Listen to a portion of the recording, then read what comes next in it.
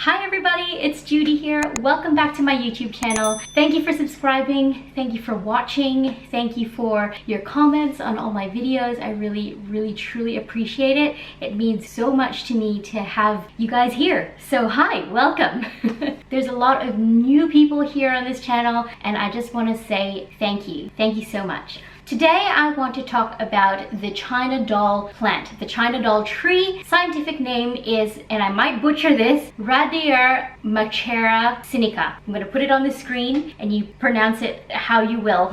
That's my pronunciation of the China doll tree. When I first bought this plant, it was during a time when I just wanted a big plant. I wanted something that I knew would grow large and tall to fit in a certain space that I needed to fill in. But I didn't actually look at the care of this plant. So as you could well imagine, when I purchased this tree, I kind of struggled with it. It's taken me several months to figure it out. I did go to the YouTubes to see if I could find any care videos for it, and I couldn't really find very much. So in today's video, I'm going to talk about the care of the China doll tree. I'm also going to be talking about my experience with it. Everyone might have a different experience with different plants, but everything that I'm telling you today is from my own experience, and I suppose there's no better learning curve than to experience it myself. So without further ado, I'm going to start talking about the China doll tree.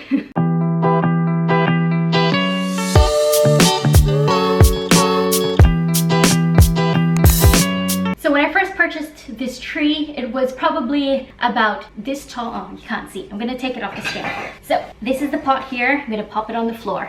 So when I first purchased this tree, it was about, I think it's like this tall. So there's a stake in the center of the tree just for reference. It was probably just a bit lower than that. So it was already a fairly large and established tree when I bought it. And I thought it wouldn't give me any trouble because it's already a larger plant. Little did I know that it would actually give me a lot of grief when I first brought it home. So when I first brought it home, I put it in bright direct light, and the direct light that it got was more of an afternoon sun. Not ideal, so I moved it away from the window, and it was better in a lower lit area, maybe more like a indirect light area. It still likes to have light, but not direct light. The leaves of this plant are really delicate and very soft. So just thinking about it that way, it can't really handle too much of a bright sunlight. This tree is actually native to Asia, as you can probably tell from the name. Natively, it can grow to be super tall. They can reach heights of 25 to 30 feet generally, but indoors, they will probably peak at maybe 5 or 6 feet, which if you really think about it, indoors, that's still fairly large for a tree. So this plant is probably just a little bit shorter than me. I am 4 feet 11, so I'm not a very tall person, so it's probably like 4 feet 8 right now as it stands. So yeah, when it comes to sunlight, it does not like bright direct light at all. Indirect, but several hours of light still during the day is what it needs, and it seems to be pretty happy now. When it came to watering, I think that's where I went wrong with it. I generally let my plants dry out. That's a general rule with nearly all houseplants, is you let the soil completely dry out between watering. My mistake with this plant is that I let it dry out completely too much. So I realized it was actually a bit of a thirsty plant. I make sure that the soil is constantly moist but never like sopping wet. So sometimes I'll even put it in the shower and just shower off all the foliage and then make sure that the soil is completely drained before I put it back into the cover pot. And yeah, I find general rule, if I keep the soil constantly moist and not let it dry out too long, then the plant is pretty happy. Also, if the plant is getting quite thirsty, it will also tell you. So the leaves start to droop, the branches start to droop, and the leaves get really crispy brown tips, especially to the base of the plant. The lower branches will start to droop and get crispy leaves. So it will also talk to you. The only thing about that is once it starts to talk to you and you see the leaves starting to droop, there is generally no coming back from it, and you just need to keep a better eye on the plant as it speaks to you and tries to tell you about its needs. For me, it was a bit of trial and error trying to figure out what it wanted. So I've covered light and I've covered watering. Now it comes to fertilizer. I have found that it is quite a fast growing plant. So for me personally, I know it's against the general rule that you shouldn't really fertilize your plants during the colder months, but for me, if my plants are still trying to put out new growth, then I will continue to feed my plants. However, having said that, if I do feed my plants constantly, even through the colder months, I dilute the solution like way down. I use Power Feed, which is a liquid fertilizer, and it's quite a concentrated mix when you do buy it. It can be quite potent. If you use too much, chances are you can either burn the roots or burn the leaves of your plant. So for a general rule, if I'm always feeding my plants as long as they're pushing out new growth, I dilute the solution like way down, like way down. I have a watering can, which is like 2 liters of water, and I'll do like a tiny teardropper full of solution. That's how watered down I do it, and I keep that as a general rule. Better to under fertilize than over fertilize, although ideally a just right fertilizer is just right, but I stick to the general rule of trying not to over fertilize, because then sometimes there's no going back from that. You can add, but you can't take away. I use that term in my cooking too, because I'm a chef. When it comes to putting salt, you can add salt, but you can't take it away. Anyway, I digress. So now I've covered light, watering, fertilizer. I think now I'm just gonna cover general care. So like I said before, the leaves are quite delicate, so it can be quite prone to spider mites or just other pests on the leaves. So because they are quite delicate leaves and quite lush and really dainty leaves, I have to have a really close eye on the leaves and check over them all and make sure that they aren't being infested by spider mites or anything like that. You will generally see anyway, if your leaves start to droop or go yellow or have tiny little white spots on them, that's usually a sign that your plant has spider mites. This plant has had spider mites before, but what I did with it was that I put it in the shower and gave it a really thorough drenching. Like I washed the leaves, I washed the undersides of the leaves, I just washed it really super good, and then I gave it a really good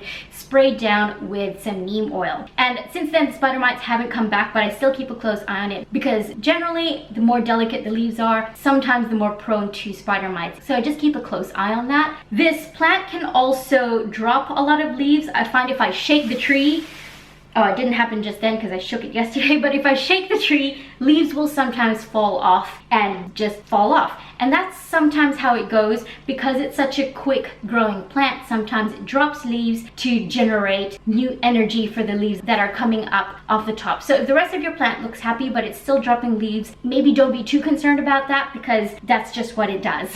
I'm gonna pop it back up on the stand here.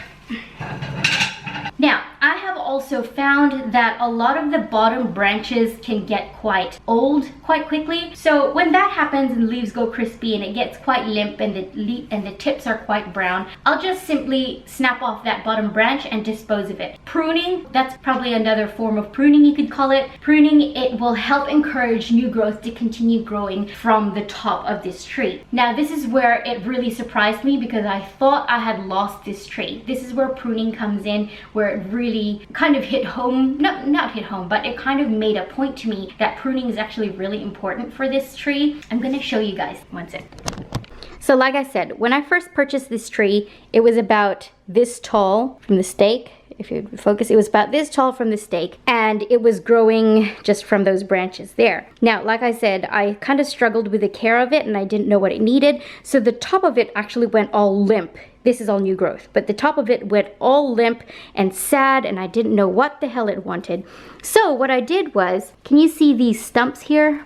See if I can focus on there. So can you see these stumps here in this tree? Those two. So there's 2 branches. It's one tree at the base, as you can see there at the base, but it comes up into like 2 branches like this. So I'm having a hard time getting this to focus. So what happened was, because the top was all limp and I thought I got nothing to lose anyway, and all the leaves were falling off and crispying up, it's like the water wasn't getting from the base. It was a combination of just poor watering, poor light, and everything. So what I did was I chopped it off here. And then what happened from there is all of this started shooting out.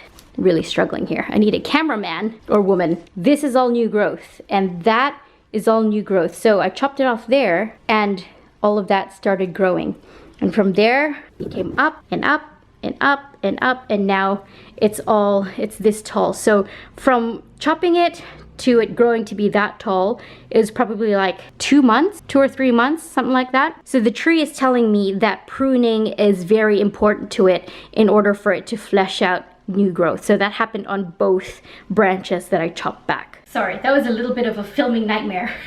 So like I said, this is all trial and error for me. This was all experience for me. Hopefully these care tips work for your China doll plant as well. I did struggle with it, but eventually I kind of got there.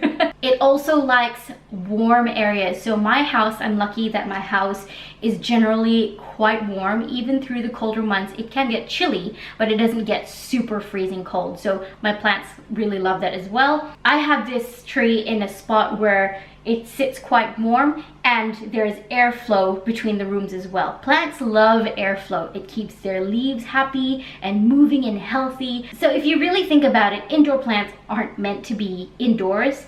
Naturally, they originate from outdoors, and as humans, just like we have pets, we bring plants into our home as well.